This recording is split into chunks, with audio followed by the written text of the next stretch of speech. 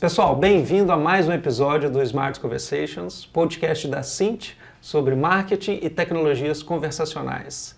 Meu nome é Silvio, eu sou Head de Marketing da Cint para a América Latina e hoje a gente está com duas super convidadas aqui, a Laura e a Ana Bars. Queria que vocês se apresentassem. Obrigada, Silvio.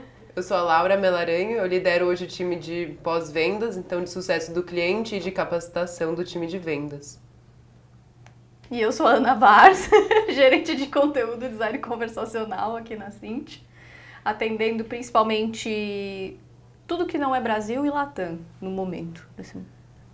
Legal. A gente já trouxe aqui no nosso Smart Conversation vários estudos de caso. A gente já trouxe a Magalu, o iFood, a gente já trouxe o Banco BV, diversos clientes e o nosso expert também.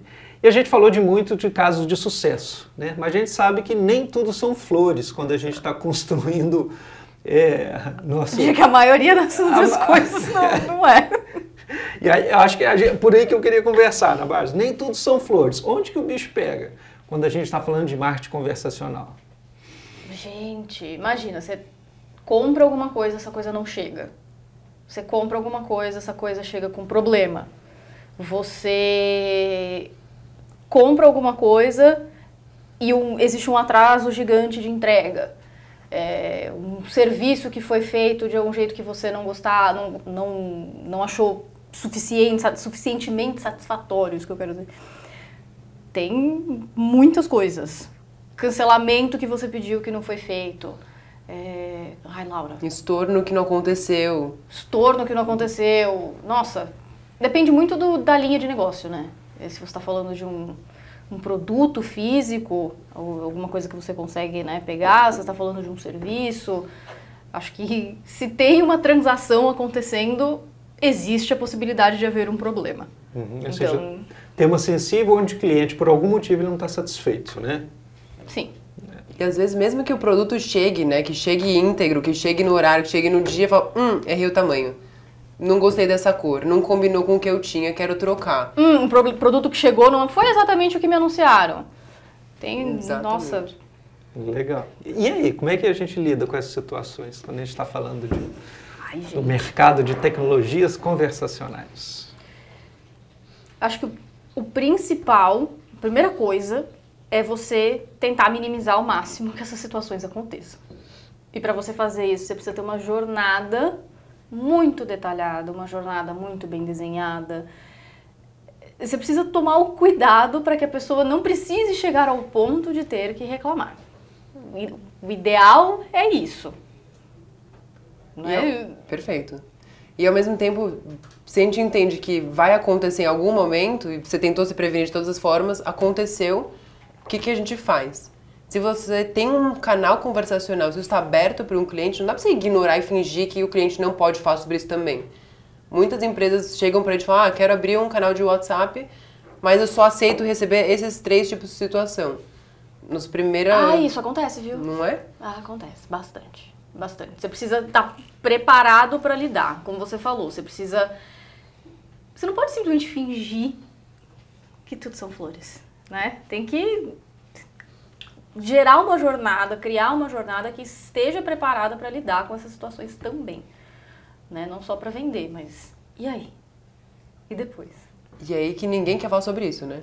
Ninguém quer receber Não, todo mundo quer vender. Você quer vender porque o lucro tá ali, beleza. Depois disso, não é tão importante, né? Empurra da porta para fora, tá bom. Legal. Quer dizer, então a gente tem uma jornada e a gente sabe que problemas vão acontecer. E aí a gente tem que prever. Né? Então vocês, né? Vocês trabalham com N clientes, né? Então vocês constroem essa jornada para os clientes. Como é que é esse processo? Fala um pouquinho assim. No geral, a gente começa sentando com o cliente, entendendo o que é que ele está buscando naquele canal conversacional. Então, o que é que você quer fazer? Você quer fazer uma venda? Você quer fazer um atendimento ao cliente? Primeiro, a gente faz todo esse mapeamento com ele. É uma fase que a gente costuma chamar de discovery, né? Descobertas, ou um mergulho ali na vida do cliente, do que ele faz, porque o cliente é quem sabe mais como é que funciona o negócio dele. Então, acho que isso é muito importante. A gente tem que ter a humildade de entender que ele sabe muito sobre aquilo, por mais que a gente conheça formas de lidar com os problemas. Então, você faz isso para daí você ter uma jornada muito clara E daí você partir para uma coisa que a gente costuma chamar de mapeamento de exceção, que é quais são os problemas que podem acontecer em cada momento da jornada. No geral, não dá para mapear todos, tá? Já deixando bem claro. Se alguém disser que dá para mapear todos, ela tá mentindo. Não dá. É impossível. Sempre que você tem seres humanos envolvidos numa transação, é impossível você saber como essas pessoas vão reagir a alguma coisa. Você não consegue saber, não tem como. Mas, dado que é um negócio que já está andando, que ele muito provavelmente existe em outro canal, ou existe uma transação física, ou está num e-mail, um site, e a gente aqui está falando de canais conversacionais, a gente consegue ter uma ideia de quais costumam ser os principais problemas que acontecem em cada ponto daquela jornada. Então, para esses principais problemas, aí a gente cai num 80-20 ali, né? Tipo, vamos tentar pegar os principais ali que a gente tem, resolver esses e para que os outros sejam a minoria e a gente consiga tratar talvez com um transbordo ou um humano, alguma coisa nessa linha. Não sei se você tem alguma coisa para acrescentar. Sim, eu acho que é importante o que você trouxe, né, Aninha, de tentar fazer esse mapeamento de exceção, de construir essa jornada e entender que o valor de uma boa jornada é justamente reduzir o custo dessa operação. Exato. Porque se a gente tem uma boa jornada desenhada com começo, meio e fim, que a gente preveja sessões, preveja um caminho não feliz da jornada, deu tudo certo, eu só vou falar obrigada para a empresa, que eu vou reclamar, eu vou pedir uma troca, vou fazer alguma coisa não prevista, a gente economiza bastante, de quase que imagem do valor da empresa, né, dessa reputação da marca, mas também de custos efetivos, né, de custos financeiros. Sim. E o cliente não precisa ser transbordado, como se diz, para um humano. Se a gente consegue prever esse fluxo dentro da jornada, fica muito mais fácil. E tem coisas até que a gente pode colocar, tem se falado muito de NLP, né, inteligência artificial, eu não sou expert nisso, acho que era até bom trazer alguém, já não ter um expert em NLP para contar um pouquinho de como funciona. Explica a sigla até um pouquinho para quem não ouviu falar. Natural Language Processing, processamento de linguagem natural. O que a NLP permite que a gente faça a gente normalmente tem árvores de decisão, então você um chatbot simples, faz uma pergunta para você, do tipo, você quer comprar esse produto? E aí você normalmente tem duas opções, um sim e um não. Se a pessoa responder sim, tem um caminho mapeado, se ela responde não, tem um outro caminho mapeado, mas, de novo, estamos falando com pessoas, pode ser que ela responda alguma coisa que não esteja ali. Então, o NLP pode ajudar a gente a capturar o que ela tá dizendo, de forma a preparar o bot para responder aquilo também. Nem que seja puxa, isso não é uma opção no momento, você precisa responder sim ou não. Que não é exatamente a melhor resposta que a gente poderia dar, mas depende muito da situação. Ter isso mapeado ali amplia o escopo de trabalho do bot, faz com que ele fique um pouco menos rígido, mecânico, né? Aquela coisa chata, sempre falando a mesma coisa, e ajuda também como eu estava falando antes, trazer um pouco mais de maleabilidade para essa jornada. Pode ser um mapeamento de exceção que a gente tinha falado, às vezes se a pessoa entra num bot, ela fala, olha, meu produto veio com defeito. Se a gente tem um NLP ali, uma estratégia de NLP para esse chatbot, a gente pode fazer com que ela não precise passar por toda a jornada daquele bot e vá direto para o tratamento do problema que essa pessoa está tendo. O que faz com que a experiência seja muito mais fluida, tenha muito menos fricção. E a melhor parte, que a pessoa queira voltar a fazer negócio com a sua empresa. Exato. Que isso para mim é o principal. É a manutenção ali desse relacionamento com a empresa. Quer dizer, o transbordo para o humano, ele pode ser necessário em algum momento, sim, mas na construção do bot o ideal é tentar resolver ali. Tem coisas que o bot pode resolver. E muitas vezes a gente nem quer falar com o humano, né? É isso. Muitas vezes eu prefiro, né? Mais um aqui. Mas muitas vezes eu prefiro nem ter que ligar. Então, o meu canal preferido de conversa já é o WhatsApp. Eu prefiro conseguir escrever mais SMS. Muitas coisas eu nem quero falar em público. Exato. Tem coisas que eu falo, cara, não vou falar que chegou atrasado. Eu não vou falar que eu tô no escritório que chegou uma blusa atrasada. Chegou qualquer coisa. Se meu empreiteiro atrasou, qualquer serviço que eu esteja sendo prestado para mim, eu não necessariamente quero ter uma ligação. Então, primeiro que já é o canal que o cliente quer conversar, da forma que ele quer.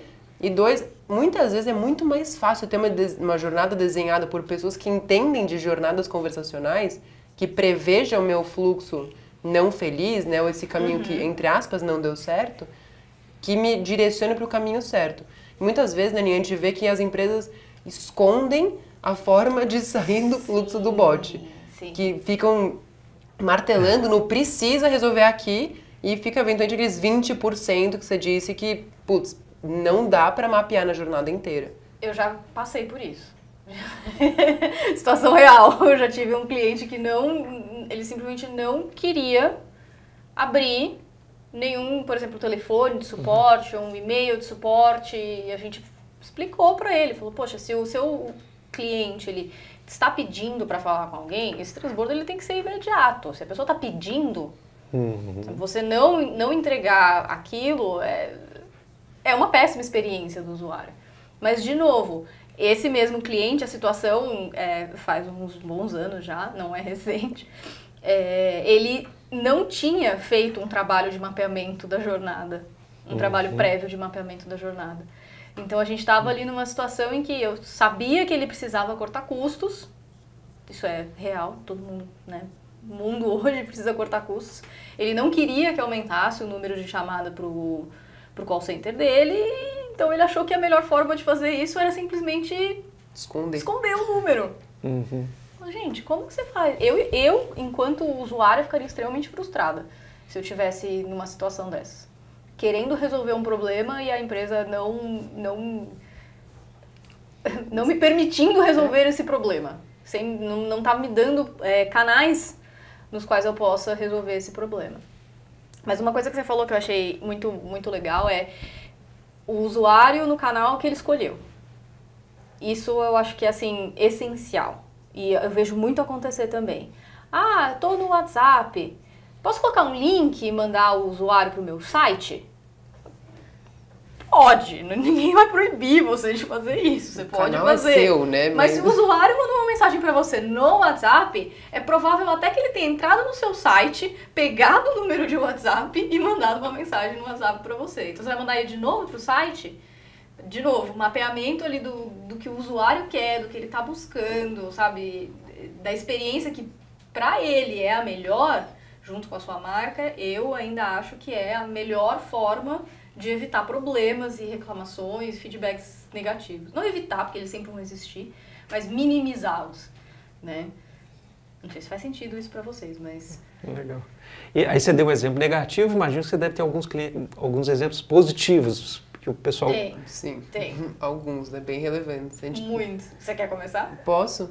A gente tem até uma farmacêutica que trabalha com a gente e tem um sistema de atendimento aos pacientes. Então, são medicamentos de alto custo, um alto valor agregado. E era muito interessante o caso deles, porque eles precisavam realizar o agendamento com enfermeiras especializadas, então, para garantir que esse paciente potencial tivesse adequado, tivesse no perfil correto, tivesse, digamos, uma qualificação desse paciente para realizar o agendamento com o médico. Hoje em dia, não sei vocês, eu não atendo quase nunca meu telefone, esse é um número que eu não conheço. Então, a farmacêutica estava demorando em média 7 dias para detectar esse paciente e conseguir fazer o agendamento. E 7 dias de uma pessoa altamente qualificada, então uma enfermeira super experiente, tentava ligar, dava caixa. Tentava ligar, falo depois. Tentava ligar, não atendia, tocava. E a gente introduziu com eles um canal de WhatsApp, que foi super efetivo, então com o green check, né, que é aquele selinho verde que a gente vê do lado do nome da empresa, com o logo da empresa, e o atendimento que demorava anteriormente 7 dias, passou a demorar 7 minutos. E é uma experiência, de novo, no canal que o nosso paciente gostaria de conversar, da melhor forma possível, de uma jornada muito bem desenhada, que tinha um começo, meio e fim, e que amarrava as pontas. Ninguém precisava atender o telefone, todo mundo sabia de fato que era a empresa que estava se comunicando com aquela pessoa. É muito engraçado isso. Você contando esse caso, eu tô pensando de uma empresa grande de entregas e eles nunca tinham feito nada no WhatsApp. Eles faziam tudo por SMS. E aí eles já tinham uma ideia de que o WhatsApp era um bom canal para eles começarem a trabalhar. E aí eles falaram, não, a gente quer começar, mas a gente quer começar pequeno e de uma forma bem, assim, restrita. A gente quer fazer só uma das coisas que era... bem na hora que a gente precisa lembrar, a gente dá branco, né? Era saber onde está a minha entrega. Era um rastreamento de pedido. Rastreamento de pedido. Então, eles queriam começar só com isso. A gente falou, tudo bem, acho válido, né? Fizemos, montamos, era uma coisinha bem simples, um bot super, assim, objetivo. E o resultado que eles viram foi sensacional. Foi assim... De novo, olha lá o número. Ai, gente, eu precisava tanto lembrar desse número. Quais as chances de eu lembrar dele agora? Mas foi assim, alguma coisa em torno de 70% do tráfego de SMS migrou para o WhatsApp na hora, assim, no mês seguinte ao lançamento do WhatsApp. E eles olharam para aquilo e falaram, poxa, as pessoas realmente querem usar o WhatsApp. Beleza, então vamos aumentar. Eles ainda têm um pouquinho de receio de deixar a conversa aberta, assim, para ouvir tudo que os usuários querem dizer, então eles ainda estão mais presos a uma árvore de decisão mais rígida, mas ao mesmo tempo, o fato deles terem olhado isso e analisado e entendido que estava bom para os usuários e entendido que eles poderiam ofertar mais possibilidades ali naquele canal, para mim é um ótimo exemplo de empresa que está preocupada realmente em melhorar a jornada. E não só resolver o problema, assim, todos os milhares de problemas, imagina uma empresa de entrega. Exato. Quantos problemas não devem acontecer, né? Não chegou com atraso, não chegou o que eu queria, chegou outra coisa. Então, eu achei muito interessante isso. Legal. Então, vamos lá. Então, vocês falaram que a gente tem que construir, tem essa fase de discovery, de design, não consegue prever tudo do início, Sim. né? E você vai colocar o seu bot no ar. E tudo é muito dinâmico, né? E você vai ter que ir ali, falar assim, como é que você vai fazer esse trabalho de melhoria contínua? Como é que você sabe a hora que você tem que, aprendi mais alguma coisa aqui, tem que acrescentar isso no bot. Como é que isso funciona? Dados. Analytics. Necessidade extrema de tudo. Exato. É tudo com base em dados. Tem que ter. Não adianta. Você precisa conseguir metrificar as coisas. A gente tem, por exemplo, na árvore de decisão, que a gente chama de evento. Um evento seria, por exemplo, quantas pessoas escolheram a opção sim naquela pergunta, quantas pessoas escolheram a opção não, e daí, né, infinitas possibilidades. Mas ter essa metrificação, ter esses eventos, permite que você perceba, por exemplo, onde as pessoas estão tendo dificuldade num fluxo conversacional. Porque a gente faz sempre o melhor para entregar um fluxo conversacional que faça sentido, mas muitas vezes as pessoas não entendem o que você está querendo dizer e você precisa mexer no fluxo, no texto, né, na copy. Mexer no texto, mexer no diálogo, mexer em tudo ali para que aquilo seja mais fácil de entender e a pessoa consiga passar com mais fluidez, sem fricção, minimizar a fricção. Mas dados. E... A Laura tá com muita cara de quem quer falar muito de muito. dados.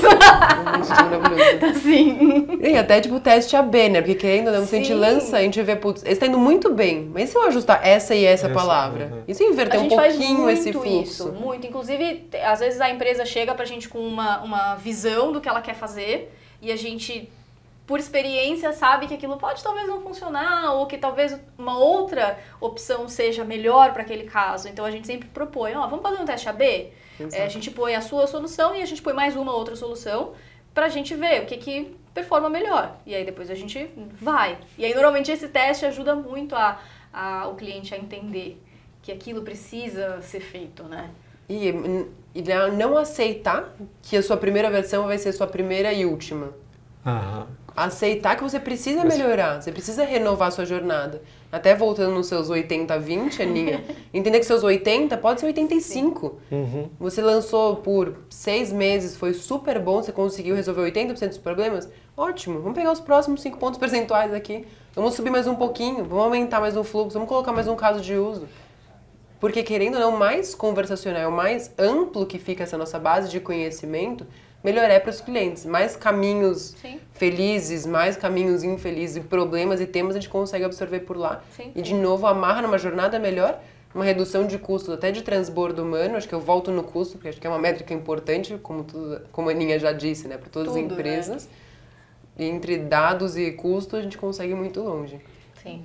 Legal. A melhoria contínua é muito importante. Legal. Então tá, então por trás da cortina tem que ter alguém olhando para essa melhoria contínua, né? Como é que funciona? O cliente faz isso sozinho, o cliente precisa de um parceiro, que tipo de profissional que a gente está falando aqui?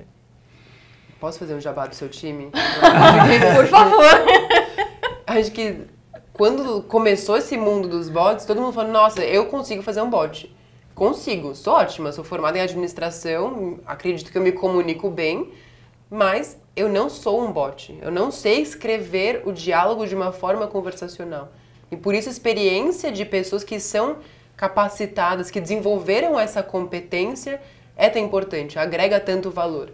A gente vê nos nossos clientes hoje, é claríssimo, os clientes que de fato tiveram alguém de UX, né, de experiência do usuário, de CX, escrevendo e montando esses textos, montando essas jornadas, versus alguém de marketing. Sim, Que, sim. de fato, e não é que marketing não sabe fazer isso, desculpa aí time de marketing, mas são competências Time de marketing adicionais. tem coisa pra caramba pra fazer já. Exato. Vamos dar espaço para outras competências que foram desenvolvidas, né, que foram evoluindo ao longo desses anos, que a gente passou mais para o mundo da tecnologia, no mundo mais conversacional. Acho que é uma questão de perspectiva, né? De você... O que faz um profissional de marketing? Por exemplo, a maioria está focada em vender, fazer a venda, fazer com que uma venda aconteça, fazer com que o negócio seja fechado. E eu acho que isso é uma grande parte da jornada. Mas quando a gente fala de uma experiência conversacional, eu não estou querendo vender, talvez. Talvez eu esteja. Talvez seja uma experiência conversacional para aquele momento da jornada, mas a gente tem todo o resto da jornada que não é a venda. E aí, como é que funciona? Então, exemplos claros é você ficar fazendo anúncio no seu chatbot. Falar, venha com a gente, compre agora. Gente, não, deixa isso para o anúncio, deixa isso para todas as peças publicitárias. Agora é o momento, talvez, de você resolver o problema da pessoa, é de você ter uma conversa com ela. O que eu acho que muita gente esquece é que o WhatsApp ele é um canal pessoal. Tá no seu celular, você usa para falar com a sua mãe, com a sua família, você usa para falar com seus amigos, ele é um canal de mão dupla, né? Você não pode esperar que a pessoa que está recebendo a mensagem não responda, porque o canal é para isso, e também você não pode invadir aquele espaço de uma forma que a pessoa não está esperando, né? Quem aqui recebeu anúncio no WhatsApp esta semana? Não solicitado. Não solicitado. Não solicitado. Eu recebi. E eu olho para aquilo e falo, gente, não, peraí, você não tá entendendo. Eu vou bloquear. Exato. Se você não tem um opt-in, você não tem um... Tudo bem, pode ser eu. Tem gente que às vezes gosta, não sei. Mas, no geral, você precisa respeitar que aquilo ali é um canal muito pessoal.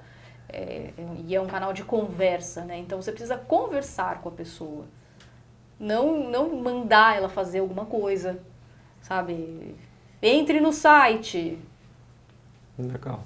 Então, você falou, né, que ia falar do time da Ana Barça. Quais são os perfis que você tem no seu time, então? Fala um pouquinho.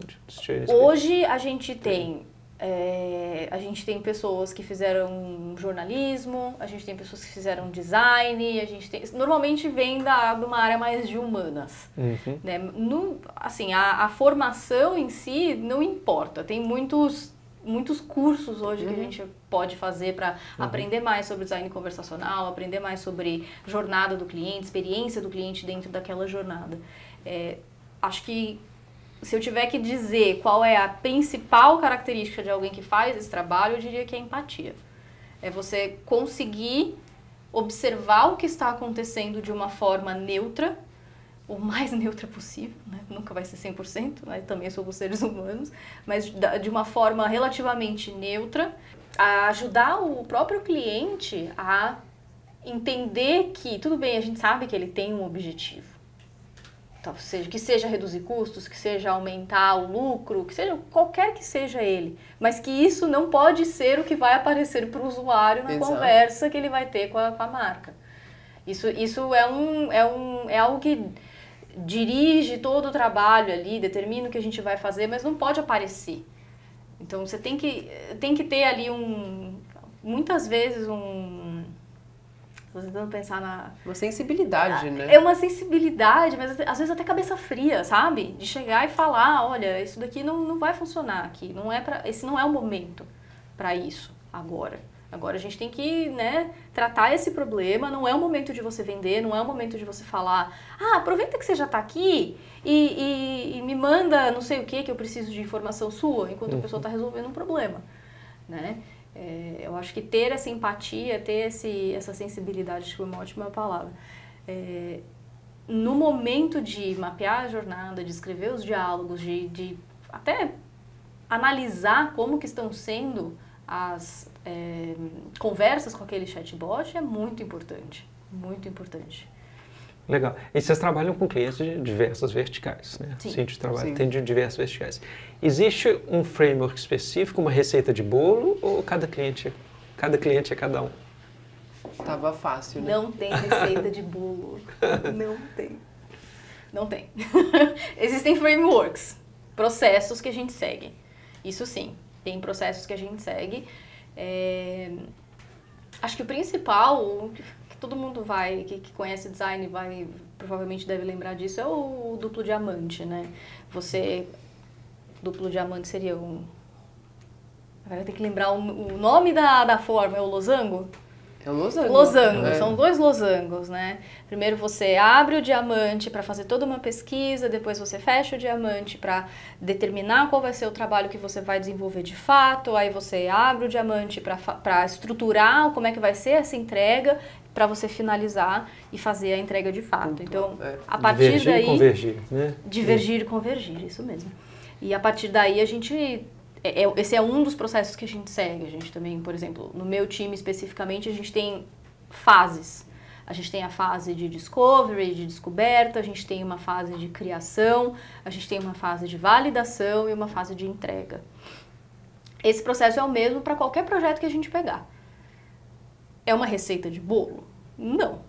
Eu não consigo, porque por mais que você siga o processo, o resultado nem sempre vai ser o mesmo. Vai depender do que o cliente está buscando, vai depender da vertical que você está trabalhando, vai depender do próprio afinco das pessoas envolvidas, tal, ali para entender essa jornada, do tanto de informação que você consegue ter. Tem muitas variáveis. Então, não tem receita de bolo. Mas tem uma coisa importante, que isso sim pode ser o primeiro passo da nossa não receita de bolo. Comece pequeno. Muitas vezes a gente pega os clientes e fala, eu ouvi no podcast que ele falou que eu vou resolver 80% da minha meta. Eu falo, começa com 5%. Começa com 5%. Resolve 5% dos seus problemas. A hora que você resolveu 5, vamos resolver 10, vamos resolver 20. Assim por diante. A gente vai crescendo nesse projeto e vai aplicando essas dinâmicas, vai aumentando os casos de uso, vai ampliando o escopo dessas jornadas conversacionais. Aprendendo a receita que funciona para você, né? Para aquele cliente. E isso porque se você começa com 80, a probabilidade de você ter problemas é muito grande. Qualquer projeto que começa assim... Primeiro, para você começar com os 80 logo de cara, você provavelmente vai demorar muito mais tempo para desenvolver tudo aquilo, até chegar num ponto que tá seguro para ser lançado para o mercado, então vai um tempo ali gigantesco. Muitas vezes a gente negocia 1 mês e já é muita coisa para um desenvolvimento, né? Então vai ser muito mais que isso. E segundo, a probabilidade de problemas e dificuldades nesse processo de lançamento é muito maior. Então se você começa pequeno, você vai entendendo como que é o comportamento do cliente, do seu consumidor, ali, do seu usuário, e vai crescendo de acordo com esse comportamento. Dados, de novo. Estamos falando de dados. Às vezes você acha que você sabe o que o seu cliente está buscando ali naquele canal. Muitas vezes você sabe, mas muitas vezes você não sabe. Muitas vezes você se surpreende com o que ele está buscando. Muitas vezes. E até você tem tempo de se organizar dentro de casa para isso, Exato. Né? De alocar verba, de alocar time, você começa a ser surpreendido pelo que o seu cliente espera de você. Exato. E muitas vezes a gente abre um canal, começa a vir coisa que a gente nem imaginava, né? Desde problemas que a gente trouxe no começo até oportunidades de melhoria das suas soluções. Sim. Do que você oferece, da forma de atendimento. Você começa a receber feedbacks, várias coisas, alguns solicitados, outros não, mas você precisa fazer alguma coisa com essa informação. São muitos dados que chegam, uma jornada muito rica e muito aberta. por mais que não tenha um bot que responda a tudo, de novo, até o valor do transbordo humano para o que não for entendido e atendido por meio dessa jornada, é importante voltar para dentro de casa e olhar o que eu faço com o que eu estou recebendo aqui. Como que eu melhoro isso? E se você começa com resolvendo os 80%, que é o nosso potencial, por exemplo, vai demorar anos. Sim. Nenhum dos nossos grandes clientes hoje começaram gigantes no passado. Começaram resolvendo 1, 2 casos de uso. E aí resolveram 1, 2, vamos para os próximos 2, vamos para os próximos 3. Sim, sim. E isso eu acho que quando você falou agora do cliente que começa pequeno e ele ouve aquilo que o cliente dele está falando, que o usuário dele está falando, aí é que a gente consegue fazer uma coisa sustentável. Exato. Tá? Porque assim, o seu cliente pode mudar de comportamento ao longo do tempo, mas se você está acompanhando aquilo, se você está olhando para aquilo com carinho, não vai ser uma surpresa se esse comportamento mudar. Você vai conseguir olhar ali coisas... Olha, aqui tem um indicativo de que talvez ele esteja buscando um atendimento mais rápido, um atendimento mais, sei lá, profundo, mais específico. E outra coisa que você falou, que você estava falando também de ouvir o que o cliente está dizendo, muitas vezes o que o cliente está dizendo não é interessante, viável do ponto de vista financeiro para a empresa tratar dentro ali daquele chatbot. Então, ter essas conversas é muito importante. Acho que a gente circula de volta para aquilo que você estava falando do transbordo, de passar aquele problema específico para um atendimento humano, por exemplo. Às vezes é um problema pequeno que pouquíssimas pessoas têm e não vale a pena você despender dinheiro e tempo para criar toda uma jornada para aquele problema, porque pouquíssimas pessoas vão ter aquele problema. E o dinheiro que você vai gastar é muito maior do que o que talvez você ganhe resolvendo ele com um chatbot. Então, esse tipo de conversa franca, de conversa transparente é uma coisa muito importante de ter. Exatamente. Legal. Aí quando você falou começar com 5%, né? Ou seja, coloca no mercado, testa, aprende. E vocês percebem que empresas, clientes que têm um mindset de inovação conseguem lidar com isso mais fácil? Muito mais. Muito mais. Sim. Acho que eles aceitam começar com um MVP, né? Com o produto mínimo viável. Mudando Sim. um pouco a ordem das letras, mas seria isso. Porque o nosso maior desafio é a empresa ouvir o podcast e falar, cara, incrível, preciso fazer igual o BV fez. Poxa, o BV não começou do dia para a noite fazendo tudo que eles fazem hoje com a gente. Eles começaram, de novo, com casos de uso menores. Foram consistentemente e constantemente ampliando. De novo, volta no mindset de inovação. Parabéns, BV, vocês estão indo muito bem. Essa constância, esse progresso, entender essa linha do tempo, né? Entender tudo que eu consigo fazer. Entender até onde eu posso chegar, que passos eu preciso dar. E Sim. ter pessoas olhando para isso dentro de casa também é muito importante. Muito, muito. Eu acho que ter Nossa, isso que você falou é essencial. A gente fez recentemente também com um banco um trabalho essencial de discovery, né? Foi sentar ali e entender como que eles conseguiriam se comunicar melhor com as pessoas que eles precisavam falar na área de recuperação. De crédito. De crédito. Que é um assunto sensível, né? Extremamente sensível, extremamente difícil. É uma coisa que muitas vezes é vexatório para a própria pessoa receber, né, aquela mensagem, né? Então tem que ser uma coisa extremamente cuidadosa. A gente trabalhou com eles, a gente conseguiu aumentar em 11%, salvo grande engano, as taxas de resposta que eles tinham. E antes eles só ligavam. Calcula, você tá no meio do escritório, você tá no jantar de família, Isso. você tá me devendo um valor de X, mas jamais que eu ia atender com essa ligação. Nunca queria conseguir conversar. Você pode pagar quanto? Eu falo, não vou falar quanto que eu posso pagar, tô no meio de uma reunião. Exatamente. E a gente foi fazendo mensagens diferentes, a gente foi testando coisas diferentes, a gente foi testando colocar na mensagem é o WhatsApp isso, né? Colocar na mensagem, por exemplo, qual era o acordo que o banco estava oferecendo para a pessoa, colocar na mensagem um pouco mais de detalhes sobre qual era a situação em que a pessoa se encontrava para ajudar a construir a credibilidade da mensagem, para ela ter mais vontade de responder. Testamos dias, horários diferentes, momentos do mês diferentes. Então, assim, de novo, testes. Nesse caso fica muito fácil de entender, né, essa questão de você não quer lidar com esse assunto na frente dos outros. Exato. Pô, Imagina você está receber essa devendo, ligação, né? às vezes você está no encontro de família e tal. A gente Isso. sabe que a ligação precisa ser feita, mas se a gente, em muitos momentos, mas se a gente conseguir minimizar de novo a ligação e conseguir fazer com que isso daí seja algo que a pessoa consegue fazer de forma discreta, que ela não precise se expor e resolver o problema dela. Então, É um ganha-ganha. É no canal que a pessoa gostaria de ser tratada, do jeito que ela gostaria de ser Exato. tratada, atendendo a necessidade da empresa e dela. e aí, se a pessoa precisar de novo de um crédito, onde ela vai? Com certeza. Ela vai no lugar que atendeu ela do jeito que ela gostaria de ser atendida, no canal que ela gostaria de ser atendida. Então, é isso. Isso amarra se a pessoa tiver um problema, também tá aberta essa porta para ela. Tipo, amarrar essa jornada, né?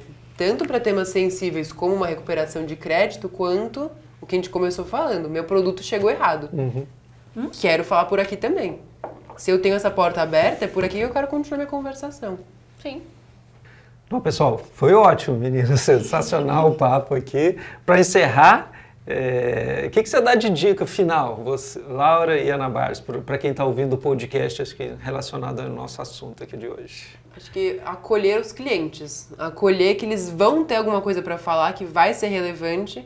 E o mesmo cliente que hoje te traz um tema que você não gostaria de falar, vai ser o mesmo cliente que vai indicar a sua marca, a sua empresa, seu produto, o seu serviço para outros clientes e pode até voltar a comprar de novo de você. Sim. E tendo dito isso, eu acho que a minha fica sendo, cuida da jornada.